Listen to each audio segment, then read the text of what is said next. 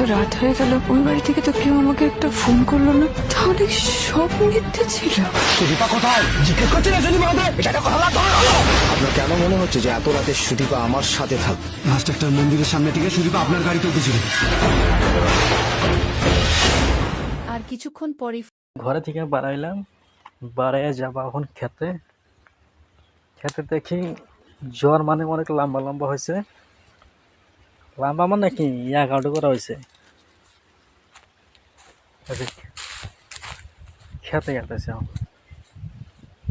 এই যে আঙ্গের জ্বর খেত, এটা আঙ্গের জ্বর খেত।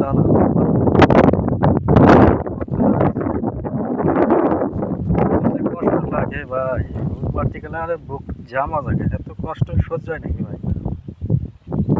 এই যে আঙ্গের হুল, এটা আঙ্গের গাড়ি, এই গাড়ি আঙ্গের যেটা কষ্ট করায় না, সারাদিন হুল মারা নাকি, হুল মাইরে সাজতে নাকি, তারপরে সেন কাম শেষ হবো, তাছাড়া তো শেষ হবো না। এই যে মেলাহানি জায়গা আছে, তাও দুদিন লাগে নেই।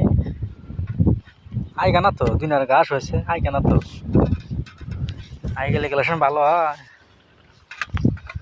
দেখি কি করা যায়, এখন চেষ্টা করি, চেষ্টার পরে থাকলে সে আল্লাহ ফল দিব, চেষ্টা না করলে আল্লাহ ফল দিব না। তো খালি এই যে আগের ধান গোনা তেজ মেরে দিছে, আরে আল্লাহ যে আঙ্গের কি গজব দিতেছে না, আল্লাহ আঙ্গের যে কি যে করতেছে, এত আঙ্গের কষ্ট দেখে, এত কষ্ট করে ধান টান গাড়লাম, গাড়ার বাদে দেখেন আঙ্গের ধানের অবস্থা নেই, মইরা একদম খড়িও আছে।